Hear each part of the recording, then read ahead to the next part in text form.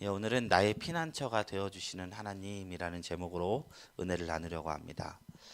물론 현대에는 동물 학대 논란으로 참 시비가 많습니다만 여전히 스페인에서 투 경기는 사람들의 열광을 자아내는 스포츠 중 하나입니다. 투우사가 불굴천을 흔들고 이렇게 관종들과 소를 자극해요. 그러면 이제 관종들은 환호하며 그 소리에 또 소도 자극을 합니다. 그래서 극도의 흥분 상태가 돼서 마구 달려들게 됩니다. 이 경기에서는 곧 죽음을 앞둔 소의 마음에도 자칫 잘못하다가는 큰 부상과 심지어 목숨이 위험한 투우사의 마음에도 누군가의 죽음을 바라봐야 하는 관중들의 마음에도 극도의 긴장만이 있을 뿐입니다. 그러다가 한 라운드가 다 끝이 나면 이제 투우사도 소도 잠시 쉬는 시간을 갖게 되는데요. 이때 이 소는요, 한평 남짓되는 자신만의 공간으로 들어가게 되는데 이곳을 퀘렌시아라고 합니다. 아무도 없는 이 공간, 좁디 좁은 그곳에서 소는 비로소 안식을 얻습니다. 그리고 다음 싸움을 준비합니다. 여기에서 영감을 받아서 많은 작가들이 현대인들이 가져야 할 이 퀘렌시아가 어디냐라는 질문을 던지곤 합니다. 어느 것 하나 확실한 것 없고 늘 변화하는 사회, 위기와 긴장이 늘 도사리는 우리네 삶에 긴장을 풀 수 있는 곳, 그리고 다가올 다음 싸움을 준비할 수 있는 공간이 우리에게 있느냐 묻는 것입니다. 그러므로 우리에 대한 안식에 대한 질문이기도 합니다. 그런데 생각해 보면요, 투우뿐 아니라 현대인뿐 아니라 역사가 시작된 이래로 모든 인간은 에덴 동산을 빼앗긴 이래로 진정한 안식처를 찾아 헤매는 존재가 되었습니다. 가인과 그 아벨을 죽인 사건이 있죠. 가인은 아벨을 죽인 뒤에 에덴의 동쪽 땅 이곳에 거하였는데 이것이 놋이라는 장소예요. 근데 이 놋은요, 방황하다, 방랑하다, 도망하다라는 뜻이 있습니다. 그러므로 이 놋 땅이 이야기하고 있는 것은요, 구체적인 지리적 위치를 얘기하는 것이 아니라 가인의 상태와 그가 처한 실존적인 영적 상황을 묘사하는 데 초점을 맞추고 있습니다. 그리고 성경은 죄와 그 결과로 인한 인간 상태의 근본적인 문제를 탐구합니다. 우리는 모두 방황하고 있다는 것입니다. 그리고 도망하고 있다는 것입니다. 무엇으로부터요? 하나님 아버지의 어미하신 영광의 빛으로부터 차마 그것을 견딜 수 없어 도망하는 상태라는 것입니다. 그것을 표현한 단어가 이 동쪽이라는 단어예요. 그래서 항상 창세기를 읽다 보면 동쪽으로 사건을 갈 때마다 사건이 일어나요. 그래서 에덴 동산에서 아담과 하와가 떠났을 때 불칼을 지켰던 것이 에덴 동산의 동쪽이라 표현했어요. 왜냐하면 그 동쪽 부분에 아담과 하와가 거했다는 거예요. 못 오도록 에덴의 동쪽에 불칼을 둔 겁니다. 그런데 이 가인은 이 에덴의 동쪽에서 더 동쪽으로 간 거예요. 놋 땅으로 간 거예요. 그리고 또 한 번 동쪽의 단어가 나오는데 그것이 언제 나오냐면 노아의 홍수 이후 사건입니다. 노아의 홍수 이후에 다시 이제 큰 민족을 후손들이 이루고 나서 성경에 보면 동쪽으로 갔다라는 표현이 나와 있습니다. 그때 방황하다 한 아름다운 땅을 만나게 되는데 그 땅의 이름이 시날 땅입니다. 시날 땅을 본 노아의 홍수 이후 후손들은 이제 더 이상 방황하지 않겠노라 하고 도시를 이룹니다. 그리고 즉시 탑을 쌓습니다. 하나님이 만약 물로 심판하실지라도 가라앉지 않을 만큼 높은 탑을 쌓겠다. 내가 하나님과 같이 높아지겠다. 그러고 나서 자신들의 성과 안식처를 스스로 세우고 있는 겁니다. 그 결말이 우리가 모두 알다시피 언어가 혼잡해지고 다시금 흩어지는 방황으로 마무리 짓고 되게 말았습니다. 그래서 창세기에는 참 상징으로 인간의 방황을 이야기한 게 참 많습니다. 이 또한 우리 실존적 영적 상황을 묘사하는 것입니다. 방황하기 싫어서 도시를 이룹니다. 방황하기 싫어서 바벨탑을 쌓습니다. 그러나 그들은 모두 실패하고 말았습니다. 우리가 이러한 방황과 영적 상황에서 배울 수 있는 교훈은 무엇일까요? 성경은 분명히 말하기를 하나님과의 관계에서 벗어나 찾았던 모든 안식처들이 더 깊은 방황과 분열로 이어진다라고 이야기하고 있는 것입니다. 그러므로 우리는 이 이야기의 끝에서 중요한 질문에 직면하게 됩니다. 진정한 안식처는 어디에서 찾을 수 있는가? 성경 전체의 메시지는 이 참된 안식과 평화 그리고 목적은 오직 하나님 안에서만 찾을 수 있음을 우리에게 이야기하고 있습니다. 우리가 하나님께로 돌아가고 그분의 뜻과 계획에 순종할 때 우리의 삶이 비로소 참된 의미와 목적이 드러나게 되고 안식이 찾아온다 말씀하고 있는 것입니다. 그리고 오늘 말씀은 우리에게 진정한 피난처에 대해서 말씀하고 있습니다. 하나님은 어떤 분이십니까? 여기서는 우리의 피난처이시다라고 얘기하고 있어요. 그리고 그 주제를요 각기 세 가지 상황으로 묘사하는데 3절, 7절 3절인가요? 네, 3절, 7절, 11절에 보면 마지막에 셀라라고 써져 있죠. 이 셀라가 일종의 시에서 보면 노래로 보면 절의 역할을 하고 있어요. 그래서 셀라별로 이 내용을 구분하는 거예요. 하나님이 우리에게 어떻게 피난처가 되어 주셨는지 고라자손은 이 세 가지 형식으로 우리에게 이야기하고 있는 것입니다. 그래서 먼저 1절부터 3절 말씀을 나누도록 하겠습니다. 1절부터 3절 말씀은 하나님의 보호하심과 하나님의 힘에 대해서 우리에게 이야기하고 있어요. 하나님은 환난 중에 큰 도움이시라고 말씀하고 있습니다. 이 시가 어떤 배경에서 작성이 되었을까라는 질문을 한다면 많은 성경학자들이 히스기야 왕 때 아수르 침공 사건 이후 작성될 것이다 라는 게 주된 해석입니다. 이 사건은요 열왕기하 18장부터 19절, 이사야서 36장부터 37장에 자세히 기록되어 있습니다. 아수르는 당시 가장 강력한 제국 중 하나로 주변 국가들을 정복하면서 그들의 영토를 확장하고 있었습니다. 그 사네립 왕의 히스기야 때는 사네립 왕이었는데 그 아버지 사르곤 2세가 북이스라엘을 멸망시킨 왕이에요. 그러니까 사르곤 왕이 북이스라엘을 멸망시키고 그 아들인 사네립 왕이 그 왕 아버지의 유지를 이어서 유다를 멸망시키려는 겁니다.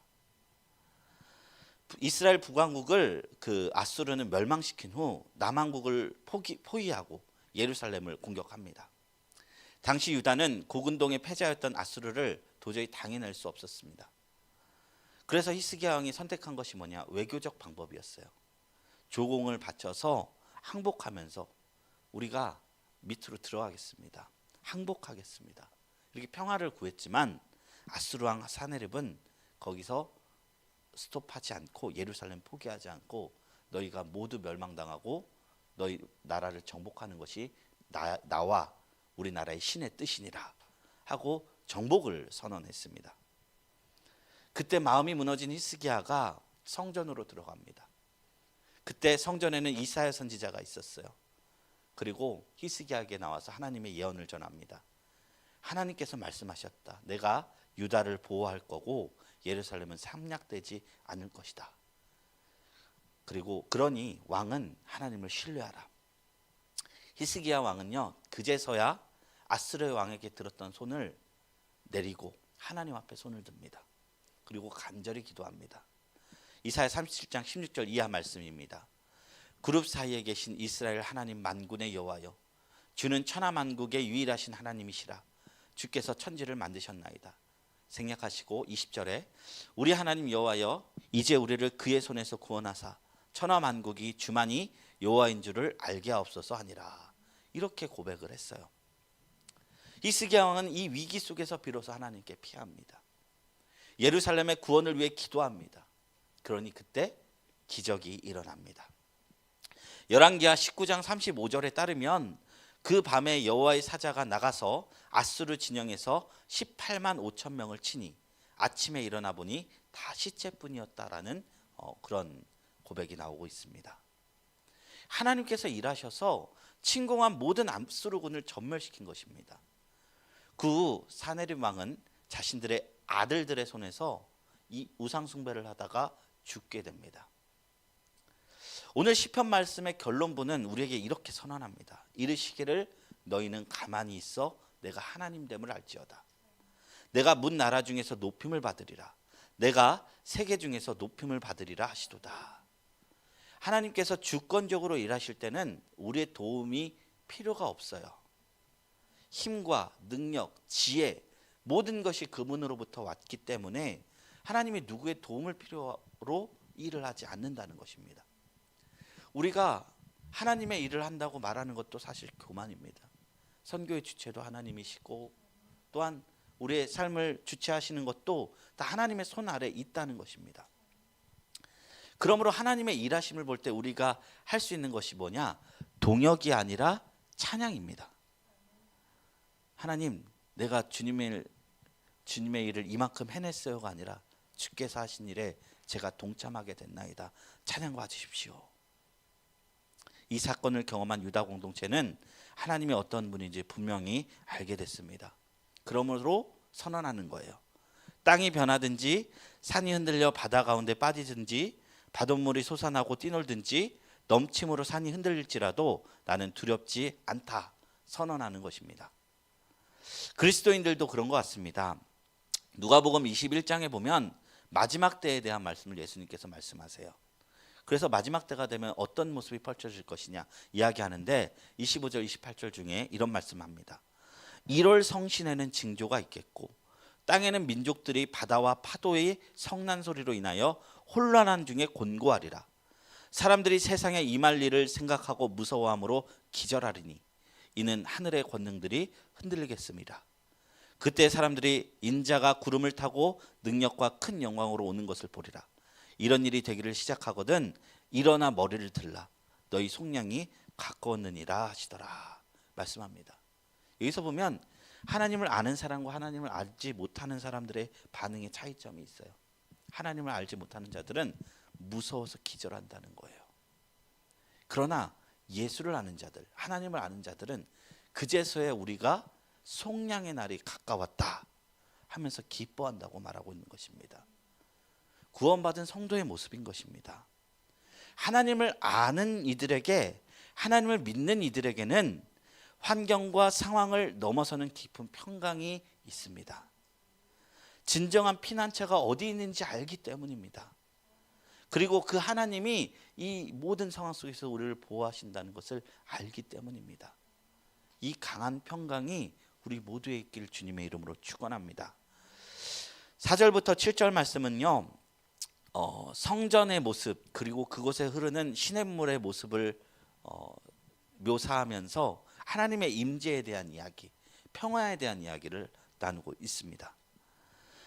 그 평화로운 모습 속에서 하나님의 음성이 들리니까 땅이 녹습니다.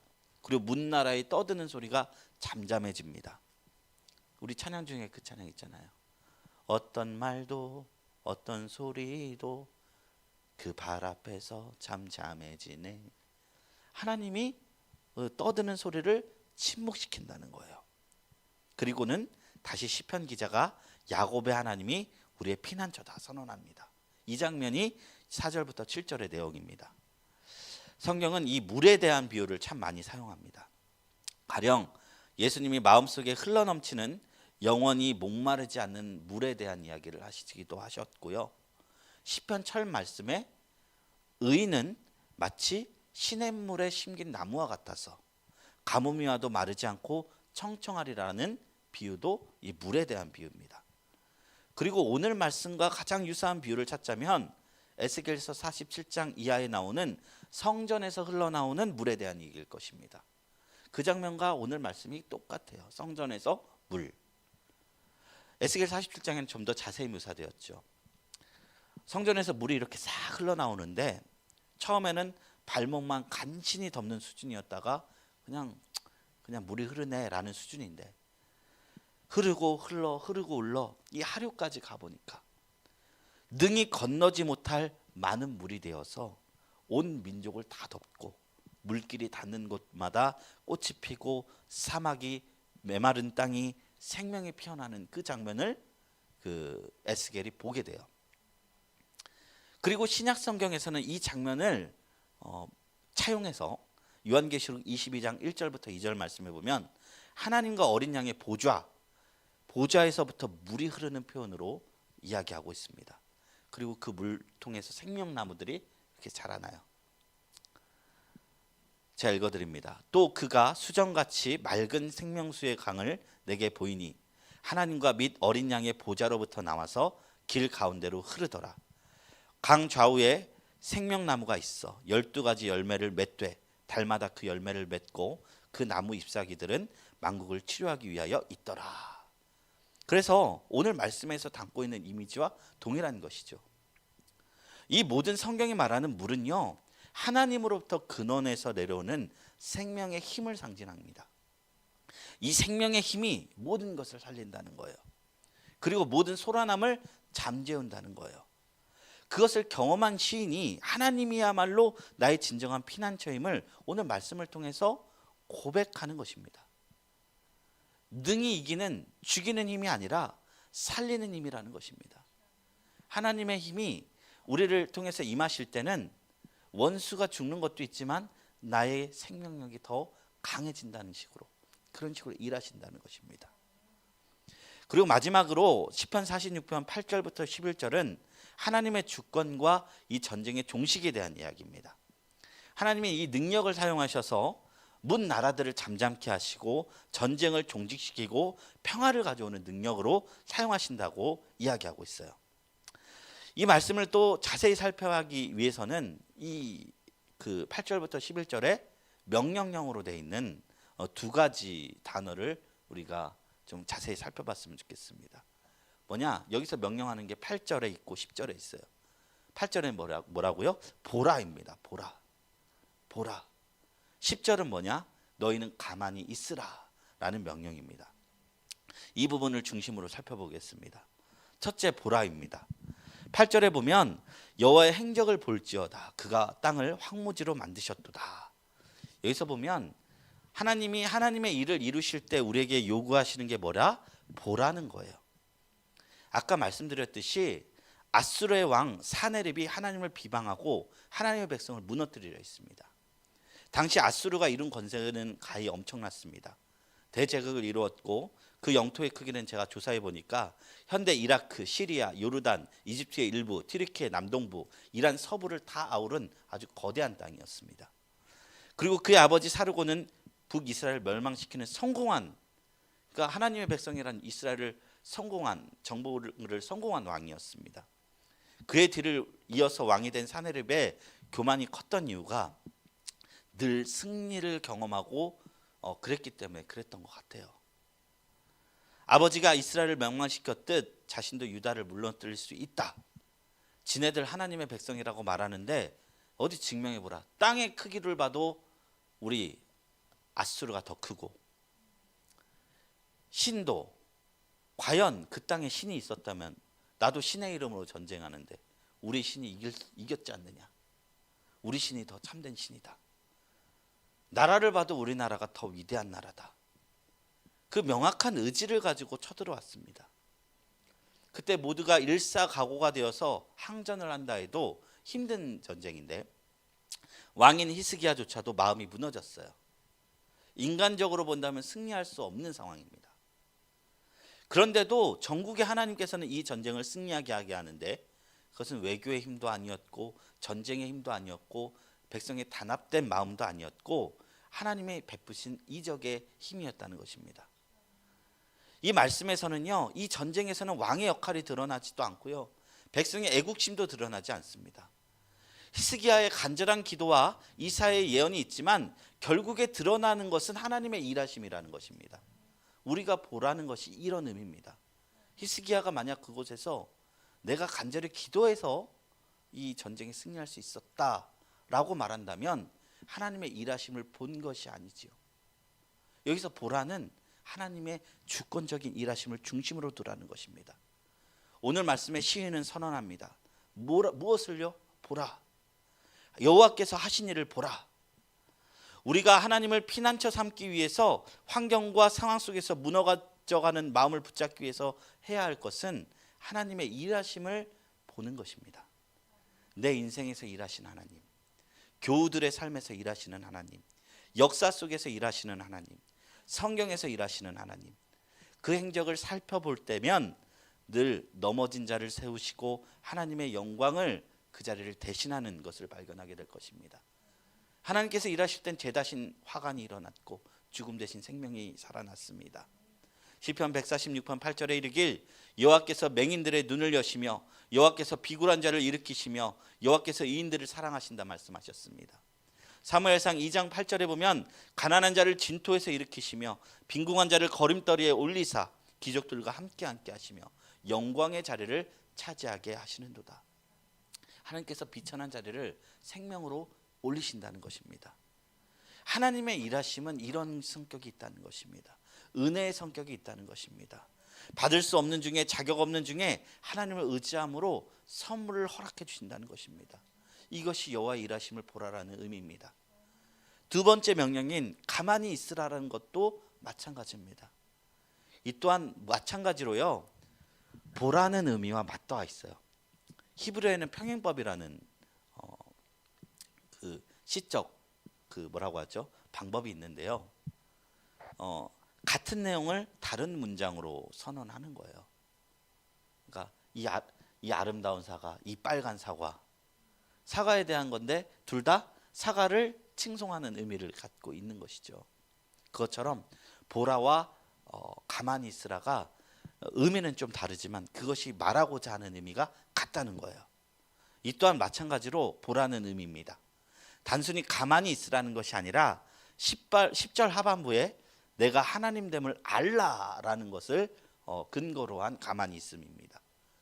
알기 위한 가만히 있음입니다.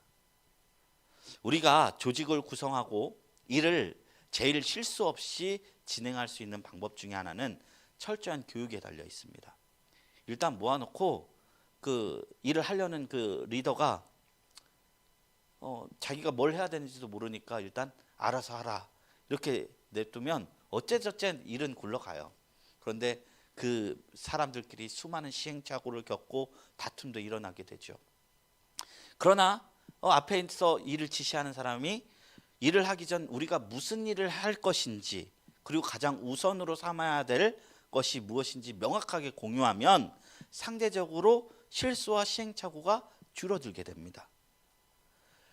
그런 측면에서 우리가 길을 잃고 헤맬 때 무언가를 하기에 앞서 먼저 가만히 있으라는 것은 하나님께서 어떻게 일하시기를 원하는지를 바라보라는 의미입니다. 하나님께서 어떤 일을 행하시는지, 어떤 사람에게 일하시는지, 일하실 때는 어떤 모습인지를 살펴보라는 것입니다. 하나님이 어떤 분이신지를 알지어다. 이게 가만히 보라는 것의 의미라는 것입니다. 하나님의 일하심이 보이면 우리가 행하고 가야 할 바를 분명하게 알게 됩니다. 그것이 바로 하나님을 피난처로 삼는 삶인 것입니다.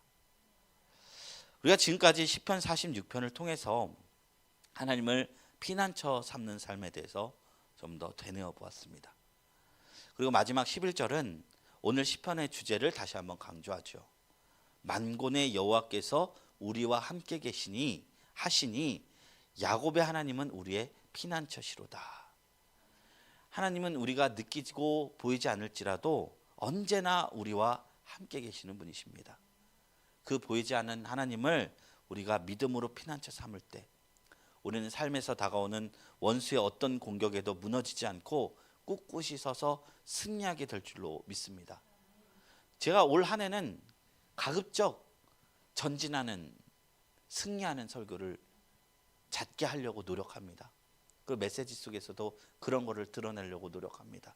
왜냐하면 하나님은 결코 우리를 망하게 두는 하나님이 아니라 우리를 승리의 자리로 이끌어 주시는 하나님이시기 때문입니다. 그러니까 우리가 믿음으로 이런 말씀을 자꾸 받아들여서 믿음은 들음에서 나오며 들음은 그리스도의 말씀으로 난다 하셨으니까 그 말씀을 믿음으로 승리하는 저와 여러분들이 되시길 주님의 이름으로 축원합니다. 우리 시간 말씀을 생각하면서 우리 한번 기도했으면 좋겠습니다. 우리 시간 기도할 때 하나님은 우리의 피난처가 되어 주신다고 오늘 말씀을 통해서 묵상해 보았습니다. 하나님이 일하실 때, 하나님께서 내 삶에 역사하실 때 우리는 그저 그 하나님의 일하심을 보고 찬양할 수밖에 없습니다. 다윗 또한 사망의 음침한 골짜기를 지날 때 하나님의 도우심으로 건졌듯이 우리가 우리의 삶에 내는 모든 승리의 사건들이 결국은 하나님께서 일하심의 열매들이었음을 고백드립니다. 하나님, 우리가 살아가면서 늘 이런 하나님의 동행하심이 필요합니다. 늘 일하시고 일을 이루시고 승리케 하시는 하나님을 경험하기를 원합니다. 하나님, 우리의 삶에 찾아오셔서 역사하여 주시옵소서. 올 한 해는 그리고 우리의 삶은 결코 뒤로 물러나 침륜에 빠지지 않고 오직 영혼을 구원할 믿음의 승리자로 설 수 있게 하여 주시옵소서. 우리 다 같이 이것을 위해서 통성으로 기도하며 나갑니다. 걸어가신 하나님 아버지 감사합니다. 오늘도 주님의 은총 안에서 아버지 하나님